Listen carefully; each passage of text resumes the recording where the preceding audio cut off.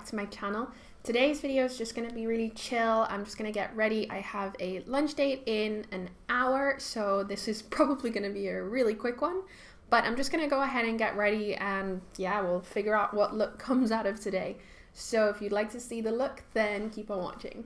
And what I'm feeling today is, so I did my hair this morning, and as you can see, I am blonde, first of all, and second of all, my ends are kind of dry. It comes from all of the bleaching, so I'm trying to take care of that, but it does mean my hair is pretty poofy, which was giving me a little bit more of like a wild vibe. So I guess I'm gonna do something that's gonna help me create a little bit more of like a cat eye shape. There are a few new products in here that I haven't tried before, and we'll see how it goes. The brows I'm gonna be putting on using the Kedan Benefit brow gel in number 2. So I'm just going to take this spoolie and I'm just going to brush through. This is also the Benefit brow brush, and now I'm just going to apply using the brush right on the tail.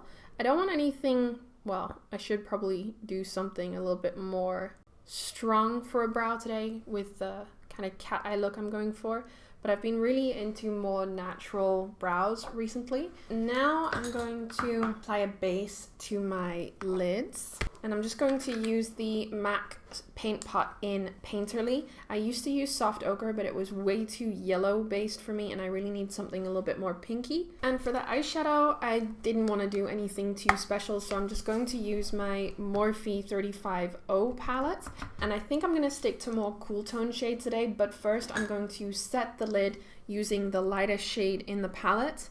I'm going to pack that onto my Spectrum A06 brush, and I'm going to pat this mainly all over the brow bone because it is lighter, so it will highlight the eye, and bring it down onto the lid just to make sure that the base is not too sticky. Otherwise blending is going to be just very difficult. Now I'm going to take my Morphe E30 brush, a nice cool tone tan shadow. Just going to brush this right above the crease, and this will be a more transition shade just so that the lines will not be too harsh.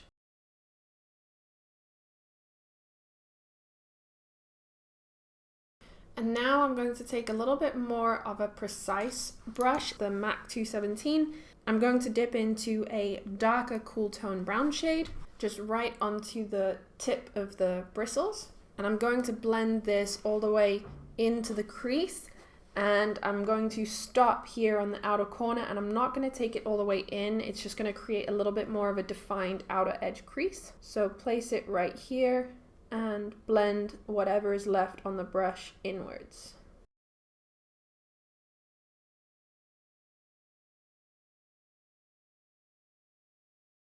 And then if you feel like you need a little bit more blending, just go back in with the same brush as before and blend the top edge. And now I'm going to take the Spectrum A17 brush, which is a very small angled brush, and the same brown color, and now we're going to carve out the line that will actually be liner later, but this will help us to have a bit more control over the shape of the look. So for me, I want it to come from the lower lash line, and instead of coming straight out from the lash line like most people will draw their eyeliner, for me that makes my eyes look quite low and kind of angled the other way just because of the way my lower lash line is shaped. So I'm going to actually lift it up a little higher, and then I just kind of try to see that they're as even as possible.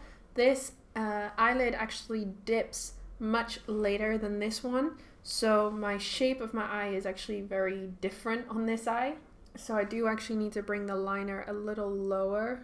Okay, so now that we've got that shape, I'm going to go back in with the MAC 217 and the same color, and I'm going to build it up a little bit more on the outer corner, taking it from that line and bringing it in. And on this outer corner, it doesn't matter if the shadow comes lower than the crease, because the more cut crease I want to have is going to be on the inner corner or the inner third of the eye. Here it can actually dip down just a little, just to help the colors blend.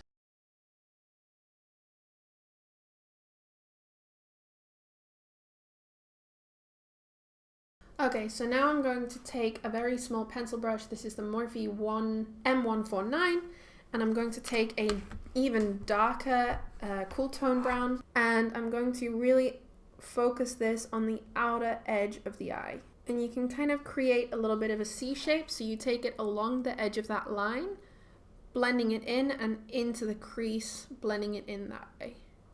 But again, focusing it really on that outer edge. And then whatever is left, you can drag inwards to the inner part of that crease.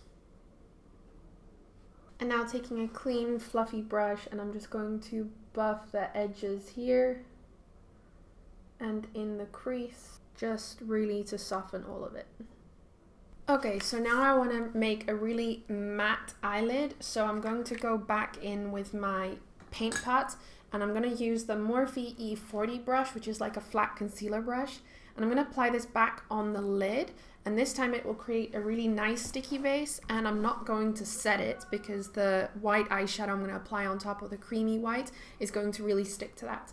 And this will also help to cut that crease. And I'm really focusing this on the inner areas, and then I'll use my finger to blend the middle part because that's where the darker shadow meets, and I don't want to remove all of the work I just did. And now I'm going to take the Morphe E124 and I'm going to go back into that really creamy shadow we applied all over the brow bone. Really pack that onto the brush like that, and then just really pat it gently onto the lid.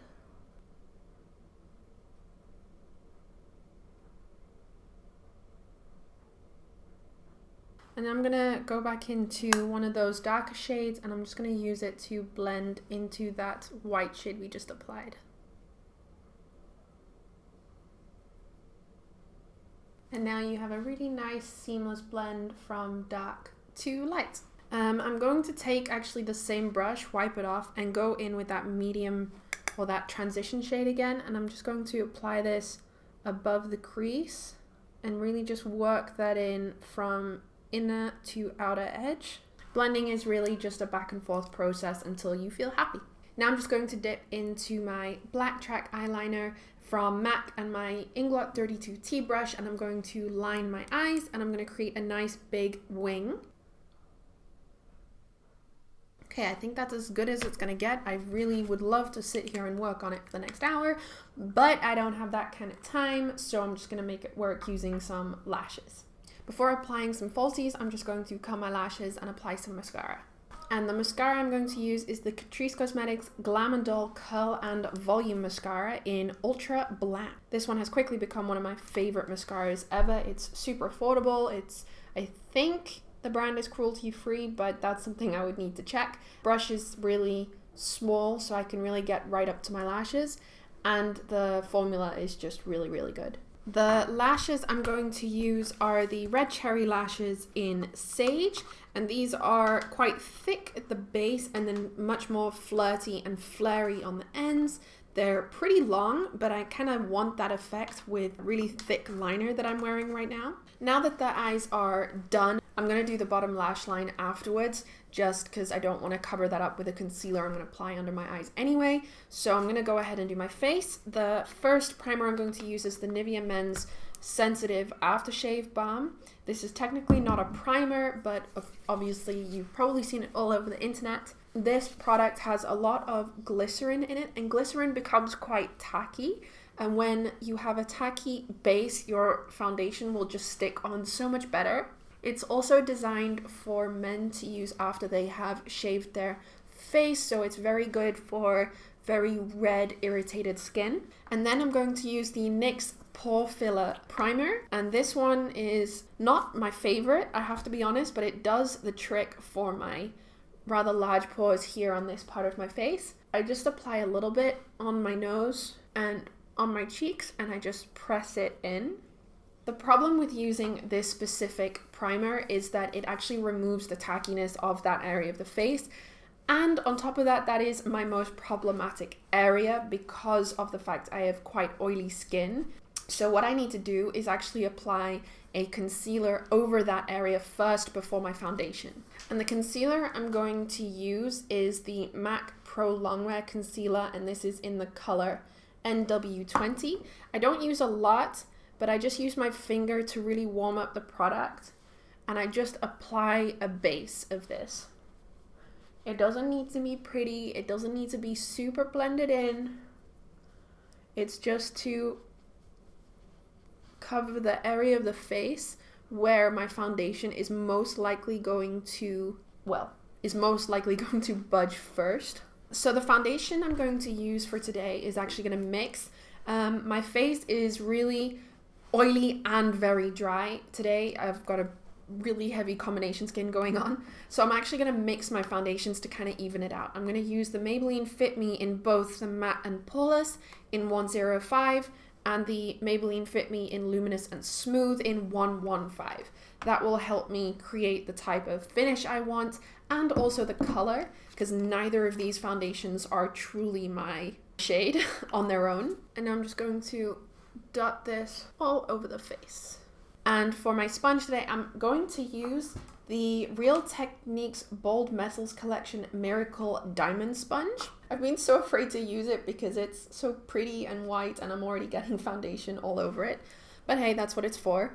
And this is the first time I'm using this sponge, so I'm really curious what it's gonna look like. And already I can see that it's really good for carving underneath that sharp eyeliner I drew there. Immediately I can tell that it blends the foundation so flawlessly and it's so soft. The Beauty Blender is also super soft, but I feel like the pores in the sponge itself are much bigger, which make it therefore much softer. But it does mean that it soaks up so much of your product. I'm not sure if this one is soaked up too much. It feels pretty even, to be honest. But it's just so nice to use on the skin. It's really calming almost. Now I'm gonna go in with the concealer, and I'm gonna use the Tarte Rainforest of the Sea Aqua Concealer in Fair. And this is pretty runny, so I'm just gonna dot a few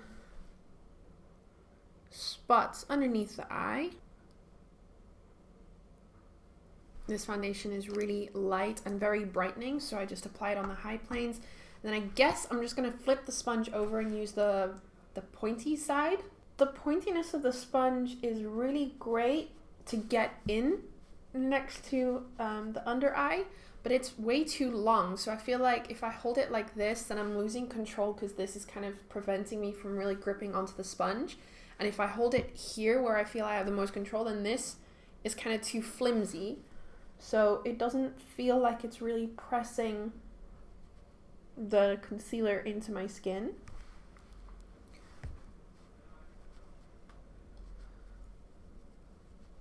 Yeah, I feel like I have more control on this end, like on the butt.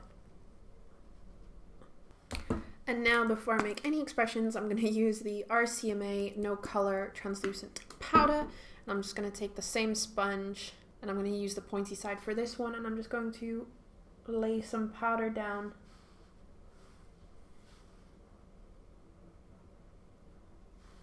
And I'm just going to take my huge Spectrum A01 brush and just pick up some of this translucent powder. And this is not going to bake, but it is just going to help me set any areas that are going to be, well, nice and oily.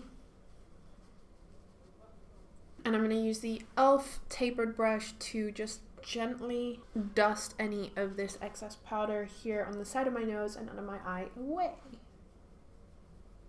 Okay, and now we're going to quickly finish off the eyes. I have 10 minutes until I have to leave. So I'm going to take the M149 pencil brush again and the same medium dark brown shade. And I'm going to just apply that underneath my lower lash line.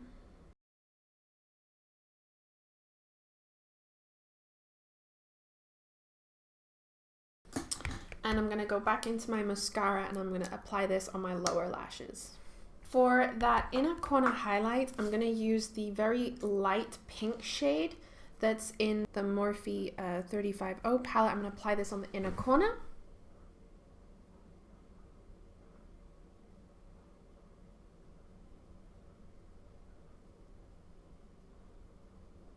And for a little bit extra, I'm going to use the Urban Decay Heavy Metal Liquid Liner, Glitter Liner in Distortion. Now I'm going to use the Master Strobing Liquid from Maybelline, and this is in the color Light, I think, Light Iridescent, and it's actually quite purple in nature. You can see it, it's a little bit pinky purple. I'm going to apply this using my finger. Bronze up my skin. I don't want anything too bronzy, to be honest. So I'm going to use my Kiko foundation. This is the Weightless Perfection powder foundation in N100. And it's like a neutral tone that's a little darker than my own skin tone. I'm going to pick this up with the same big powder brush and just buff this a little bit around the edges of my face.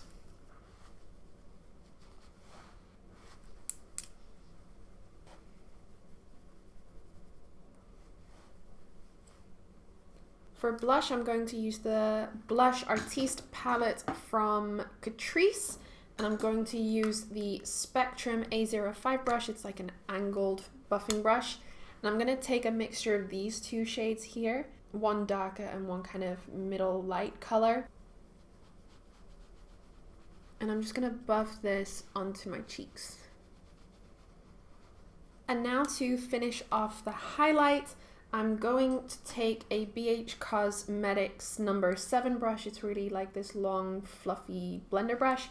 And I'm going to take the purple highlighter shade in the Sleek Cosmetics, the Highlighting Solstice palette. I think the purple one is called Hemisphere, but I'm not sure.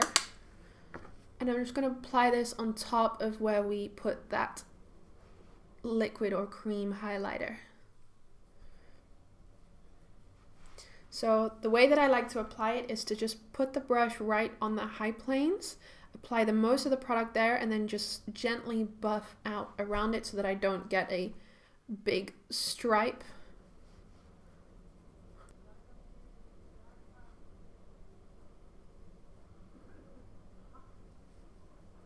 Now I'm just going to take a little bit on the brush and brush on the tip of my nose. You really don't need to do this if you don't want, but I'm feeling a little extra today. And the focusing on my camera is driving me insane. I'm so sorry if I've been out of focus for like half of this video. And now for the lips. I'm going to use a very special lip gloss. A girl on YouTube that I met quite a while ago. Her name is Remi, and she has a channel called PlantBasedRemi, but she just recently transitioned away from doing YouTube and into doing cosmetics. And she just released her first line of lip glosses, and they are absolutely stunning, completely cruelty-free, vegan, and I'm so proud of her. I do have a lip swatch video coming up very soon for you on these lip glosses, if it isn't up already. If it is, I will link it in the description box below. And I'm going to use the color Candid, which is a really beautiful warm pink color, and this is also completely metallic. So I'm going to pick it up using my Spectrum A15 brush and apply this all over my lips. The color is so pigmented and you really don't need that much. And they come in these tiny little jars, but I swear to God, this is going to take me like 5 years to get through this. And that's only if I wear it every day. That's it, guys. I hope you enjoyed this video. Please give it a thumbs up if you like this look or if you like this style of video. If you'd like to see more videos of this kind of relax, just kind of get ready and see what happens kind of video, then please leave me a comment in the comment section below. You can see my previous video right here. Just go ahead and click there if you'd like to see the video from last time. It was quite a while that I posted it, but I hope that you enjoy it. And I will be linking my lip swatch video for these beautiful lip glosses in the description box below the moment that it goes up. So if you come across this video first, then you can go ahead and click right there. I will also put all of Remi's details down in the description bar below. This is not a sponsored video for Remi. She's just a beautiful friend of mine, and I'm so proud of her, and I really wanted to debut her beautiful lipsticks on my channel. So I hope you guys enjoyed it. Stay happy and safe, and I will see you next time. Bye!